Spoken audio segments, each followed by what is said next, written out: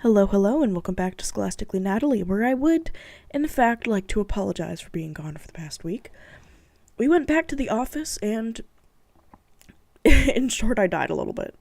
I also got sick over the weekend when I was planning to film, so I didn't, and I had to take yesterday off, and I thought I'd film, but I ended up feeling pretty darn bad.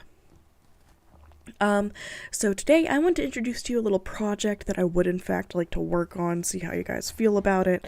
I know that I've introduced you to many projects, I apologize, we're creeping along them slowly, like my brain. But I said to myself, I would like to get back to analyzing books and or roasting them depending on, which ones I'm choosing, and this one is definitely a roast. So I bought Twilight at my community library's book sale for 50 cents. It's a relatively good copy. It's by Stephanie Meyer, obviously. And I distinctly remember opening it to read in 5th grade. Reading the first couple pages and going, yeah, okay, you're really upset about this, so do something about it. And that's about the amount of empathy I, as a child, had towards Bella, and, that's continued. I haven't read very far into it yet, of course, because if I waited till I got to the end, depending on the motivation to work on this, that might take forever. But I'm currently having a lot of fun, poking holes in things and analyzing things, so I'm hoping you'll at the very least enjoy this in the first chapter, and if you want me to continue, let me know. If you'd rather we just read the whole book and then went back through, like, the first half and the second half into quarters, whatever you're feeling. Just remember how the Gabby Hanna one turned out, because this is along the same vein. So, I guess beyond all that, I'll trigger warn you if you are a fan of Twilight. I have not and have never been a fan of Twilight. I've never held any sort of fondness towards the media, and I will say it now, I have in fact had a bias against it.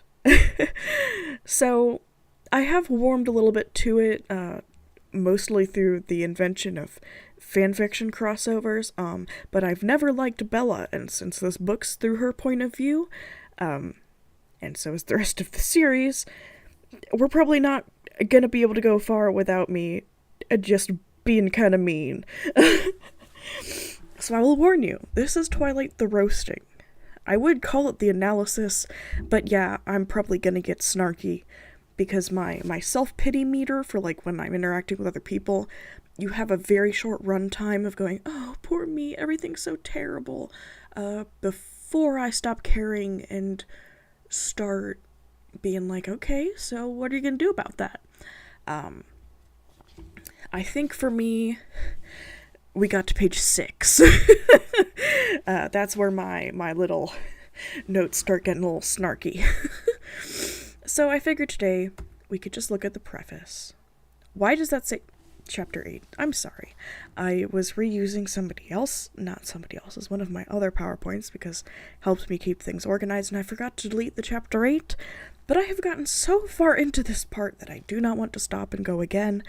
Yes, this is mostly motivated by the fact that I'm very tired and I don't feel good. Preface, whatever. So I figured we could go into a pretty good short example of what I've been doing so far with the book. I'd never given much thought to how I would die, though I'd had reason enough in the last few months. But even if I had, I would not have imagined it like this. And so for this, I wrote myself a note. The opening lines of this preface are what people will tell you to do when you're trying to write stuff, to open in media res, which means, like, kind of drop you in the middle of the action, to get the reader invested, and so you're sitting there like, how did you get here? And then you backtrack to show us, the reader, the exact events that happened in the order that they happened. Personally, I find that just a little bit boring, because I've come to think of it in terms of, like, if you already know how you're gonna get here, like, if you already know this point, this solid point, you're like, well,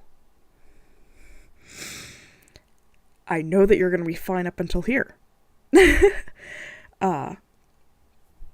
Personally, I think if we're gonna use in media res, I personally like when it's either non-chronological, so you've got like bits here and there of different times, like Slaughterhouse 5, or to not time travel back and just keep going and give the necessary details as we move along. Personally, I prefer the latter. I like just kind of a, oh no, we're in the middle of this big thing, and as you move forward, you get, oh, this is my boyfriend the vampire, oh, my dad, oh, my mom, and then it's like, you get a glimpse at these relationships, and then you get to see them under strain, and I think that's a lot more interesting. Oh, sorry, I just tapped the mic. So, let's continue. I stared without breathing across the long room into the dark eyes of the hunter, and he looked pleasantly back at me.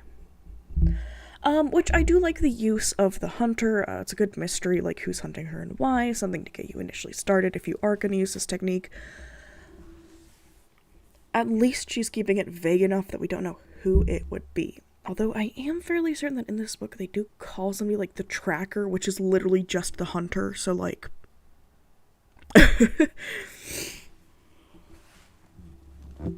Surely it was a good way to die, in the place of someone else, someone I loved, noble even, that ought to count for something. Which, when I initially read this paragraph, I was like, oh yeah, that is nice. And I think for character-wise, it gives you a really good glimpse at like Bella's entire personality, which is, I'm so unworthy. I have to sacrifice myself for everyone else. Like, I don't even deserve to have good things. Which is just not my type of favored character. I like humble characters, don't get me wrong.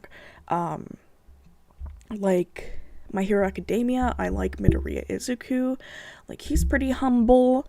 But he does have a martyr complex, but it's a flaw, not a positive. And I just don't like martyr complexes being presented as positives.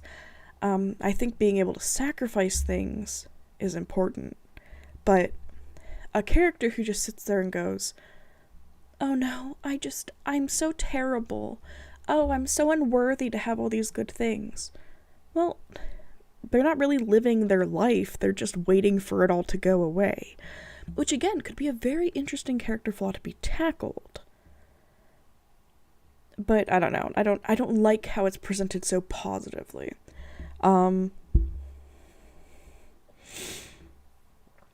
I knew that if I'd never gone to Forks, I wouldn't be facing death right now, but terrified as I was, I couldn't bring myself to regret the decision.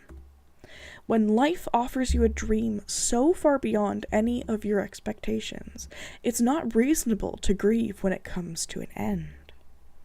Now, I initially highlighted the sentence because I misread it. I thought it read, it's not unreasonable to grieve when it comes to an end.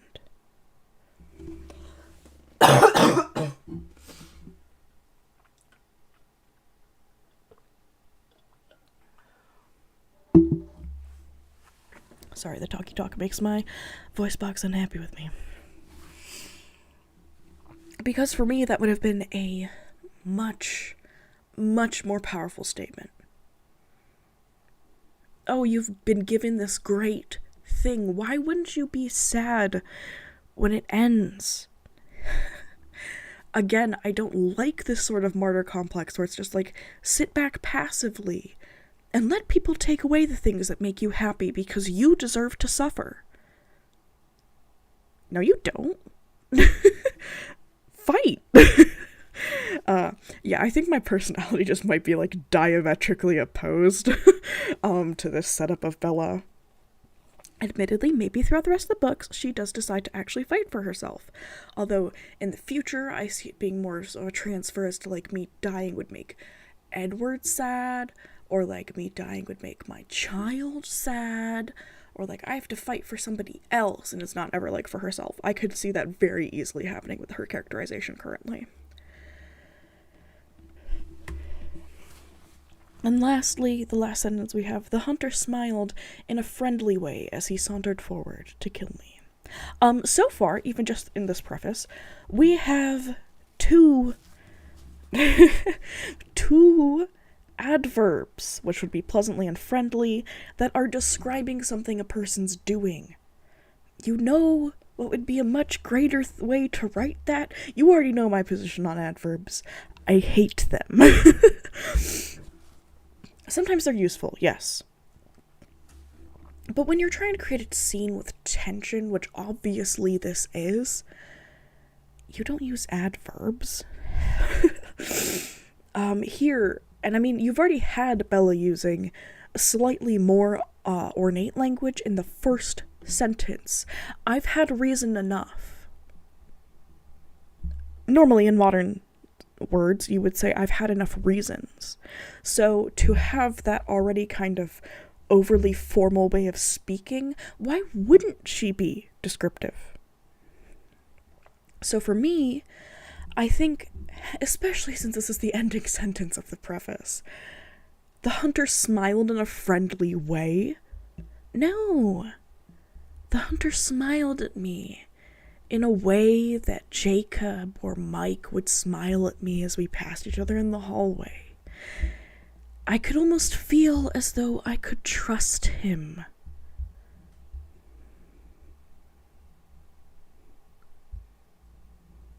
And here we have a beautiful callback to past friends, to people that she's going to miss, to people that are going to miss her, and it makes that, like, impact so much more oomph. I mean, they're side characters. It doesn't matter if we know who they are or not right now. If we get introduced to them, it'll just be like, oh, I recognize that name from the preface.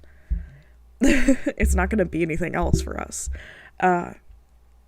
So for me personally, I just would have liked a little bit more description of friendly and how that friendly smile makes you feel, and then that ice as she realizes the reason he's getting closer is to kill her. And like that just feels like it could be so much more drawn out, so much more like intense. And instead the preface just ends there. Which I found very disappointing. I believe my note says, that's the whole preface? ?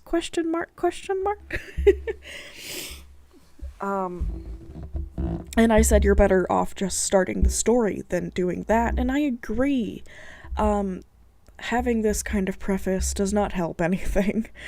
Especially because, like, we're trying to be mysterious.